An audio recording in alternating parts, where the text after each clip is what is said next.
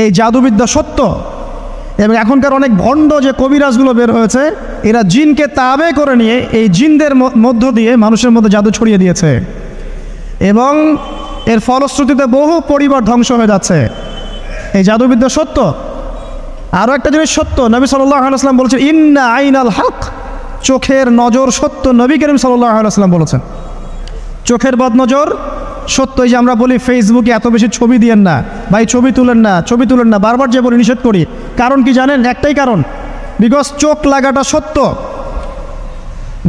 মানুষের চোখ লাগে, এই কথা শুনলে অনেক মজুমদাররা হাসবে না? কথা বুঝতে পারেন নাই? কিন্তু এটা সত্য, কারণ নবী করিম সাল্লাল্লাহু আলাইহি ওয়াসাল্লাম যা বলেছেন সাদাকাল্লাহু ওয়া সাদাকা রাসূলুহুল কারীম, নবী যা বলেছেন, আল্লাহ যা বলেছেন চিরায়ত সত্য, এর বাইরে কোনো সত্য আছে? আচ্ছা দেখেন, আমি বললাম যে জাদুবিদ্যা সত্য। এই জাদুবিদ্যার চর্চা মানুষ করে, এখনও করে, এবং এই জাদু দিয়ে মানুষের ক্ষতি করার জন্যে জিনের প্রয়োজন হয়, দুষ্ট জিন। এই জিনগুলোকে মানুষ তাবে করে মানুষের ক্ষতি করার চেষ্টা করে। দেখবেন এখন গ্রামে গঞ্জে শহরে সব জায়গায় ছড়িয়ে পড়েছে না? দেখবেন, খুব সতর্ক থাকবেন। আমি পরে সলিউশন বলছি আপনাদেরকে। আরেকটা বলেছি, নবী সাল্লাল্লাহু আলাইহি ওয়াসাল্লাম বলেছেন চোখের বদনজর এমন সত্য যে একটা উটকে এই রান্নার ডেকচির মধ্যে ঢুকাই ফেলতে পারে। মানে একটা উট খুব সুন্দর ভালো, আপনি দেখছেন মাশাআল্লাহ বলেন নাই, নজর লেগেছে, উটটা মারা গেছে, দেন তারপর তাকে জবাই করে খেয়ে ফেলতে হয়েছে। একজন সাহাবী গোসল করছিলেন, গোসল, এটা হাদিস সহিহ, এই যে আলেম ওলামা যারা আছেন তারা জানেন যে এই হাদিস সহিহ। একজন সাহাবী গোসল করছেন, তার গায়ের চামড়াটা খুব সুন্দর ছিল, একদম স্কিনটা অনেক সুন্দর থাকে না এমন কিছু মানুষ? আচ্ছা, এখন আরেকজন সাহাবী এই গোসল দেখছেন দূর থেকে, দেখে বলছেন যে কি চমৎকার তার শরীরের রংটা, যেন কুমারী নারীর মতো, অনেকটা এমন একটা কথা তিনি বলেছিলেন। সাথে সাথে এই সাহাবী অজ্ঞান হয়ে পড়ে গেছে। কোন সাহাবী? যিনি গোসল করছিলেন। এটার আপনি কোনো ব্যাখ্যা দিতে পারবেন না তো, এখানে কোনো সায়েন্স দিয়ে বা মেডিকেল সায়েন্স দিয়ে আপনি কোনো ব্যাখ্যা করতে পারবেন না। একটা ব্যাখ্যা দিতে পারেন, কিন্তু কেন সেটা হলো সেটা আপনি অ্যান্সার খুঁজে পাবেন না। তো নবী সাল্লাল্লাহু আলাইহি ওয়াসাল্লামের কাছে নিয়ে যাওয়া হলো তাকে। তিনি বললেন যে এই ব্যক্তির ব্যাপারে কি কেউ ভালো মন্দ কিছু বলেছিল? তখন একজন সাহাবী বলেন হ্যাঁ, অমুকে বলেছে এর স্কিনটা অনেক সুন্দর, তোকে ডেকে নিয়ে আসুন। ওকে ডেকে আনা হলো। ডেকে আনার পর নবীজি তাকে অনেক শাসালেন, তোমরা তোমাদের ভাইদেরকে কি মেরে ফেলতে চাও? তখন এই সাহাবী তো অবাক, আমি আবার কখন মারতে চাইলাম ইয়া রাসূলুল্লাহ? আমি তো মারতে চাই নাই, আমি তো খালি বলেছি যে তার গায়ের রংটা অনেক সুন্দর। তখন তিনি বললেন কেন তুমি সুবহানাল্লাহ বললে না, কেন তুমি মাশাআল্লাহ বললে না? যখন মাশাআল্লাহ বলবেন, সুবহানাল্লাহ বলবেন, নজরটা লাগবে না। আর যখন আপনি মাশাআল্লাহ বলবেন না, সুবহানাল্লাহ বলবেন না, দেখবেন নজর লেগে গেছে। আপনি বিশ্বাস করেন ব্যবসা খুব ভালো চলছে, মানুষ বলল যে বাহ তোর তো ব্যবসা হেভি, লালে লাল শাহজালাল, ঠিক আছে, দেখবেন আপনার কেনা বেচা বন্ধ হয়ে গেছে। এরকম হবে, আমার কথাটা বিশ্বাস করেন। এটা কিন্তু সায়েন্স প্রমাণ করতে পারবেন না, আল্লাহ এবং তার রাসূল বলেছেন, তার উপরে কোনো সত্য নেই। আছে সূরা কাহফ 29 নম্বর আয়াত পড়ে দেখেন, আল্লাহ পাক বলছেন ওয়াকুলিল হাক্কু মির রাব্বিকুম, সত্য সেটাই যা তোমার রবের পক্ষ থেকে আসে। ফামান শাআ ফালইউমিন, যার ইচ্ছা হয় বিশ্বাস করুক, ওয়ামান শাআ ফালইয়াকফুর, যার ইচ্ছা হয় সে অস্বীকার করুক। এই কারণে আমরা বলি ফেসবুকে এত বেশি ছবি দেওয়া, এই আই ওয়াশ করা, এই যে শোডাউন করা, হ্যাঁ, ইসলামের কিছু কাজ করলেন একদম মানুষকে না দেখাইতে পারলে ঘুম হচ্ছে না, এগুলো বন্ধ করেন, এগুলো বন্ধ করে দেন আল্লাহর ওয়াস্তে। অফলাইনে কাজ করেন, নিজেকে গোপন করার চেষ্টা করেন। যত বেশি মানুষের কাছে নিজেকে এক্সপোজ করবেন, কাজের বরকত কমে যাবে, কাজের বরকত কমে যাবে, চোখ লাগবে, নজর লাগবে। এবং চোখ লাগা বদ নজরে বহু আলেম আস্তে আস্তে মাঠ থেকে মাইনাস হয়ে গেছে না? যায় নাই? এখন কি আলেমদের সংখ্যা বেশি না কম? যত দিন যাবে আলেমের সংখ্যা আরও কমে যাবে। নবীজি বলেছেন আলেমদের সংখ্যা কমতে থাকবে, মানুষ জাহেলদেরকে আলেম বানিয়ে নেবে। তো প্রিয় ভাইরা, জাদুবিদ্যা সত্য, চোখের বদনজর সত্য, রাতের এই অনিষ্টগুলো সত্য, রাতের বেলা অনেক ক্ষতি আছে। এই জন্য নবীজি বলছেন বাচ্চাদেরকে বাইরে বের করো না, এবং তোমরাও রাত যখন গভীর হবে তখন এদিক ওদিক ঘোরাফেরা করো না। দেখবেন রাত যত গভীর হয় আমাদের শহরগুলো তত জীবিত হয়, তাই না? তাই না? রাত যত গভীর হচ্ছে শহর তত জীবিত হয়। চায়ের দোকানে আড্ডা বেশি, ওই সিনেমা দেখছে, টিভি দেখছে, ক্যারাম খেলছে, লুডো খেলছে, ঘুম নাই। ঘুম কখন? ফজরের আগে আগে।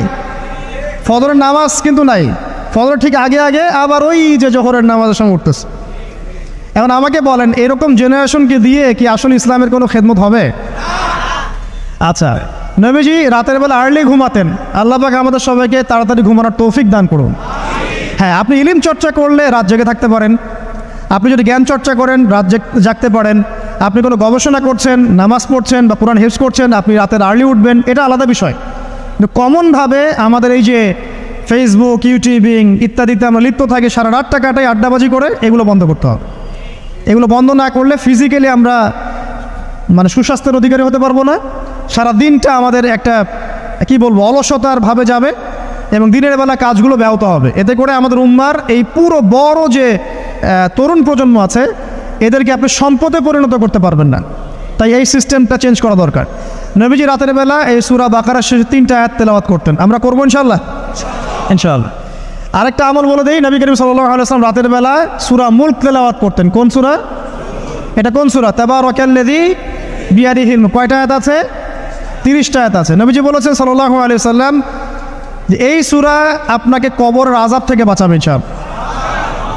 কবরের আযাব থেকে তো ভাই বাঁচা খুব সহজ নাকি? আমাদের মধ্যে এমন কেউ নাই, শোনেন, আমাদের মধ্যে এমন কেউ নাই আলেম জালেম মুফতি মুহাদ্দিস রাজনৈতিক নেতা পলিটিশিয়ান বিরোধী দল জাতি তারপরে যে সরকার দল যে আছে না কেন কবরের শাস্তি ফেস করবেন এমন একটা মানুষ নাই, কেউ নাই পৃথিবীতে। এই যে আপনি দেখছেন ওই যে কি ইসরায়েলের প্রধানমন্ত্রী, ওই রাশিয়ার প্রধানমন্ত্রী, ওই চায়নার সভ্যতা, পশ্চিমা সভ্যতা, এমন কেউ নাই পৃথিবীতে এখন যাকে কবরের শাস্তি ভোগ করতে হবে না। আছে? সবচেয়ে লঘু শাস্তি মানে লঘু চাপ, এটা বলতে গেলে আসলে আমি ভাষা হারায় ফেলি, তারপরে বলছি আল্লাহ পাক আমাদের সবাইকে হেফাজত করুন, আমিন। একজন সাহাবীর নাম সাদ বিন মুয়াজ। কি নাম? নবী করিম সাল্লাল্লাহু আলাইহি ওয়াসাল্লামের সাথে একদম ডান হাত হয়ে যুদ্ধ করেছেন দীর্ঘদিন। বদর তিনি বীর সেনা, উহুদের বীর সেনা, ঠিক আছে। খন্দকের যুদ্ধেও বীর বিক্রমে যুদ্ধ করেছেন। তিনি আনসার সাহাবী, একদম মদিনার নেতা সাহাবী। সব সাহাবী কিন্তু একরকম নন, কেউ ছিলেন নেতৃস্থানীয় সাহাবী, তিনি ছিলেন একজন নেতৃস্থানীয় সাহাবী, ঠিক আছে। সাদ বিন মুয়াজ নবী করিম সাল্লাল্লাহু আলাইহি ওয়াসাল্লাম এত ভালোবাসতেন তাকে, এত ভালোবাসতেন যে তাকে নিজের মনে করতেন যে সাদ বিন মুয়াজ আনসাররা আমার নিজের। 4টাখানি কথা। এই সাহাবীর খন্দকের যুদ্ধে এই যে হাতের এই দিকে সম্ভবত হাতের এই রগের মধ্যে একটা তীর এসে লাগে এখানে, এবং তীরটা তিনি বের করতে গিয়ে রক্তটা ছিঁড়ে যায়। এরপর ফিনকি দিয়ে রক্ত বের হওয়া শুরু হয়। চিকিৎসা করে করে রক্ত বন্ধ করা যায় নাই, এবং এই রক্তের প্রবাহিত রক্তেই আল্লাহর ইচ্ছায় তিনি শাহাদাত বরণ করেন, তিনি ইন্তেকাল করেন। নবী করিম সাল্লাল্লাহু আলাইহি ওয়াসাল্লাম প্রচণ্ড ব্যথিত হন, মানে মনটা তার খুব নরম হয়ে যায় সাদ বিন মুয়াজ রাদিয়াল্লাহু আনহুর জন্য। তো এই সাহাবীর যখন জানাজার নামাজ পড়ানো হচ্ছে, নবীজি বলছেন 70,000 ফেরেশতা তার নামাজে অংশ নিয়েছে। আর এই সাহাবীকে যখন কবরে শোয়ানো হয়েছে, নবী করিম সাল্লাল্লাহু আলাইহি ওয়াসাল্লাম পরে জানিয়েছেন কবরের যে মৃদু চাপ, সাদ বিন মুয়াজ রাদিয়াল্লাহু আনহুর কবরেও সেই মৃদু চাপ দেওয়া হয়েছে। আমি কি বুঝাতে পারলাম ভাই? আমাদের কোনো দাম আছে এখনকার পলিটিশিয়ানদের কোনো দাম আছে? এখনকার সমাজ নেতার কোনো দাম আছে? এখনকার সুদখোরদের কোনো দাম আছে? এই ঘুষখোর দুর্নীতিবাজদের কোনো দাম আছে? আমরা যারা কাঠমোল্লা হয়ে আছি আমাদের কোনো দাম আছে? সাদ বিন মুয়াজ রাদিয়াল্লাহু আনহু যদি কবরের শাস্তি তাকে না ছাড়ে, প্রশ্নোত্তর পর্ব তাকে না ছাড়ে, আমরা পার পাবো? নবী করিম সাল্লাল্লাহু আলাইহি ওয়াসাল্লাম বলছেন সূরা মুলক তেলাওয়াত করো রাতের বেলা, ইনশাআল্লাহ সূরা মুলকের তেলাওয়াত কবরের আযাব থেকে তোমাকে বাঁচান। আর আমাদের তো ভাই কবরে সবাই সাথে যাবে না, গার্লফ্রেন্ড যাবে না, বাপ মা ভাই বোন সবাই যাবে না। একজন ব্যক্তি সুদ খাচ্ছে, জিজ্ঞাসা করে দেখেন কেন খায়, বলবে তার সন্তানের জন্য খায়, তার বউয়ের জন্য খায়, তার মা বাবাকে দেখতে হবে তাই খায়, তাই না? একজন ব্যক্তি ঘুষ খায়, বলবে আমার পরিবারের জন্য খাই। একজন দুর্নীতি করছে, পুকুর চুরি করছে, বলবে দুর্নীতি করছে আমার পরিবারের জন্য খাই, পরিবার ভালো থাকবে। সবার একই এক্সকিউজ যে পরিবার যেন ভালো থাকে, আমার সন্তানরা যেন ভালো থাকে, আগামী প্রজন্মের জন্য কিছু রেখে যেতে পারি, তাই না? এরকম একটা মানুষও কি আপনার সাথে কবরে যাবে? আর এই বোকা মানুষ কেন বোঝে না যে আপনার কবরে আপনাকেই যেতে হবে? তাহলে আপনি কি কারণে অন্যের কারণে নিজের পরকাল নষ্ট করছেন? অন্যের সুখের জন্য আপনি আপনার পরকাল নষ্ট করছেন। সুদ খাচ্ছেন, দিব্যি মায়ের সাথে জেনা করছেন। আপনাদের এলাকায় নাকি সুদের সমস্যা অনেক বেশি। কয়েকটা হাদিস বলে দেই, আমি ওদেরকে আক্রমণ করতে আসি নাই। আমি শুধু তাদেরকে 3টা হাদিস শোনাতে এসেছি। 1 নম্বর হাদিস শোনেন। আল্লাহর নবী মুহাম্মদ সাল্লাল্লাহু আলাইহি ওয়াসাল্লাম বলেছেন, সুদের পাপের 73টা শাখা আছে। কয়টা? কোনো হাদিসে 70টাও আছে, কোনো হাদিসে 73টা আছে। বলছেন যে সবচেয়ে নিচের শাখাটা হচ্ছে, সুদের পাপের সবচেয়ে নিচের শাখা হচ্ছে যে যেন কোনো ব্যক্তি তার মাকে রেপ করলো, তার মাকে ধর্ষণ করলো। 1 দিরহাম যে ব্যক্তি সুদ খায়, সহিহ বুখারীতে আরেকটা হাদিস এসেছে, সে যেন 36টা মেয়েকে ধর্ষণ করলো। আর আমি একটা কথা বানায় বলছি না, যদি বিশ্বাস না হয় কওমি মাদ্রাসা আছে, আলেম ওলামা আছে, গিয়ে বুখারী খুলতে বলেন, পড়তে বলেন, খালি একবার পড়তে বলেন, দেখেন যদি না থাকে তাহলে আমাকে এর সাথে থাপ্পড় দিয়ে দেয়। যদি না থাকে হাদিস এটা, তাহলে আমার গালে একটা থাপ্পড় দিয়ে যায়।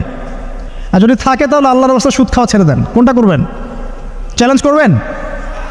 নবীজি বলেছেন, 1টা দিরহাম যে ব্যক্তি সুদ খায়, দিরহাম মানে কি? রৌপ্য মুদ্রা। এটা এখন দেখতে পারবেন না, জাদুঘরে আছে।